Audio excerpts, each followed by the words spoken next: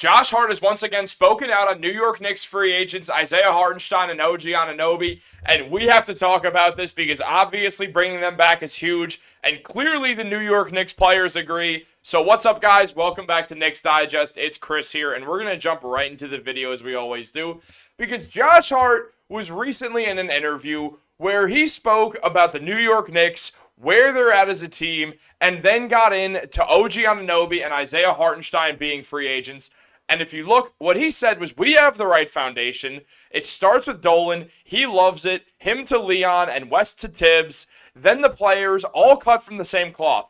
OG, iHeart are free agents. Hopefully we bring them back. With all the teams, there's going to be changes. But the direction, we're extremely hopeful. Now, shout out to New York Basketball on Twitter for that quote. And essentially, Josh Hart's absolutely right. When it comes to OG Anunoby, when it comes to Isaiah Hartenstein, they are guys who are cut from that cloth that the same Villanova three are from. When you look at Josh Hart, when you look at Jalen Brunson, when you look at Dante DiVincenzo, throughout the entire team, the mold that they have set, they just want to win so badly. We've seen it with Julius Randle for years. Like that game when they lost to the Nets a couple years back when the Knicks were awful. Julius flipped that chair out of his way walking off because he was infuriated because he was going toe-to-toe with KD, Kyrie, and James Harden, and the Knicks only lost by 3 points on some terrible refereeing. And all these years later, Julius still wants to win. Brunson wants to win. Hartenstein wants to win. This unit is a group full of players who are winners, who will do anything to win, who don't care about their role as long as they're winning games. Today is Carmelo Anthony's birthday, and there were a few comments on a recent video that Dariel did on Melo. I almost said on Mario. On Melo. And then I also posted just shouting out Melo for his 40th birthday. And a lot of people have mentioned, yeah, Julius Randle has kind of done what Melo was never doing, which was deferring. Now, the difference is obviously Julius is deferring to a top 5 player in the NBA, and people wanted Melo to defer to someone who was a bum outside of 3 weeks of his NBA career. But that's whatever. I'm sorry. That's the truth. But with Julius Randle deferring to Brunson and still putting up 30 points per game throughout all of January because the duo works so well together when there's not a miniature version of Julius and RJ Barrett also on the team. Now, it's no hate towards RJ. I just said it all along. He never fit with the roster. Now that he's gone, now that they replaced him and quickly with OG Anunoby, who does fit, the Knicks went on a tear. Had they been healthy, they probably would have went to the NBA Finals this year. And if they played the Mavericks, they probably would have won the NBA Finals this year. Everyone knows how good the New York Knicks are when they're a healthy team. But it's also important to, keep the players. They could lose 2 key role players in Hartenstein and Anunoby. Now, I'm willing to bet any amount of money that OG Anunoby re-signs with the Knicks. All signs have pointed to the fact that OG wants to be there, that there was a deal worked out before he got traded, which ensured that OG was not going anywhere. His agent is Sam Rose, the son of Leon. There is enough reasons to believe that there's no way OG Anunoby is going to leave, despite what recent rumors may say. Because we know how rumors are. There's going to be stories that come out because you never know what's going to go on.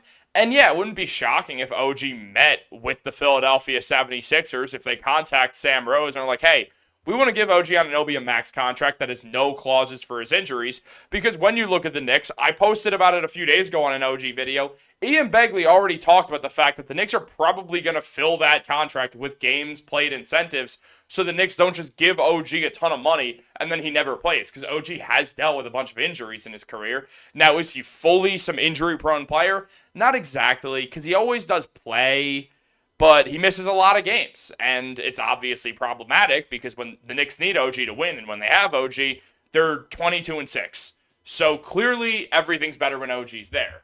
Now, Ian Begley broke down the Isaiah Hartenstein situation in the same article where he talked a lot about OG, and he basically said that Hartenstein's among a small group of free agent centers this summer, joining Valanciunas and Nick Claxton, and bringing Hartenstein back has been a priority for the Knicks. His re-signing was a factor that included their approach to an extension when it came to negotiations with Emmanuel quickly and why they lowballed him. And Begley said that he would assume the Knicks and Hartenstein agree on a deal. New York will begin talking to Hartenstein after the NBA Finals. And, it's all good stuff. The problem is, other teams have money in free agency. I'm going to do a full video on Hartenstein and a specific team that is targeting him or could very likely be targeting him because they're targeting big men. So we'll break that all down in another video, so you want to stay tuned for that, so, subscribe to the channel. But separately from that, it's clear that this New York Knicks team wants to run things back. And why would they not? Like, if Jalen Brunson, Josh Hart, Julius Randle, OG Anunoby, Mitchell Robinson all didn't deal with injuries, Bojan Bogdanovic all didn't deal with injuries, they would have at least played the Celtics. And I said this the day the Knicks got eliminated by the Pacers, that I was hardly going to watch the Celtics-Pacers series because I just didn't care. I knew the Celtics would sweep them. I said at the time, I was like, look, the Celtics are going to win 4 games and they're just going to go to the NBA Finals, and it's not going to be that interesting. Yeah, the series was a little closer for a sweep, but people were like, oh, it's the closest sweep of all time. No, it's not. It is just not. Okay, whatever. Look, the Pacers suck. There was literally 7 teams better than them in the East. If you want to list them off, from the Celtics, Knicks, Bucks, Cavs, Magic, Heat. Well, 6. All right, 6. So they're the 7th best team in the Eastern Conference. They had no business being there in the playoff. They had business being in the playoffs. They're a first-round exit, and they're going to be a first-round exit next year. I guarantee you. Anyone wants to disagree, let's bet in the comments down below. But I digress. Long story short, the New York Knicks players want Hartenstein back. When Hartenstein was on the Roommates podcast with Brunson and Hart, he literally said that if he's not hanging out with Mitchell Robinson, he's usually hanging out with the Nova guys. Him and Brunson came into the Knicks at the same year together. Usually when that happens, you're joining a new place with someone else, and this was pre-Hart and DiVincenzo. You kind of might become friends with the person because it's like, hey, look, we're both joining the Knicks at the same time. Like, do you know anyone here? No, not really. Yeah, I don't really know too many of the players. So I guess we'll figure this out together. And Brunson and Hartenstein became close. You could see the rapport on the court. They work excellently together. Then Josh Hart shows up. Then Dante DiVincenzo shows up. And they have this whole unit that has great chemistry. Everyone gets along. And it's just clearly a great vibe. As Brunson said, the vibes are immaculate. He put that out on Twitter. Absolutely right. And I just want to see more of it, honestly. Now, Brett Sigel did mention that the belief around the league is that OG Anunoby will obviously opt out of the contract, and should things come down to Anunoby going to the 76ers or Knicks offering him a max deal, New York is not going to let their two-way forward leave them for their immediate rivals. It would look so bad for the Knicks separately. And one team that has been whispered as a possible sneaky suitor for Anunoby is the Oklahoma City Thunder. The addition of Anunoby alongside Shea would make one of the best moves a team could possibly make this summer. Now, the Thunder have money. They're going to be attached to literally every player who's good. They're already attached to Paul George. Somewhere along the way, we're going to see LeBron to the Thunder rumors. We're going to see it about Claxton. We're going to see it about literally everyone who's a free agent. Even bad players. We're just going to see them get attached and handcuffed to the Thunder for the sole reason that the Thunder have money. So it's just going to happen. Also, the Thunder are going to get Steven Adams, but don't tell anyone I told you that. It's true, though. They are. They're 100% going to get Steven Adams back. But, again, that's not the point of this. I really do think the Knicks are going to bring back OG and Hartenstein, even if it makes their financial situation a little bit dicey. You can move Mitchell Robinson. With just the way Isaiah's playing, Mitch becomes a little more expendable. Now, I think Mitch is better than Hartenstein. I do, but I think Hartenstein's a better fit with the Knicks. And also with Mitch's injuries, it makes sense. The Knicks are going to have to go out and get a center who can play elite defense similarly to Mitch. They're not going to get someone as good as Mitch, but they can get someone close. They need a big body because Hartenstein's one thing is he's not that strong for a center. They need someone who, like Mitch, Joel Embiid just can't move around. And there's only a few of those guys in the league. So, yeah, losing Mitch would be tough.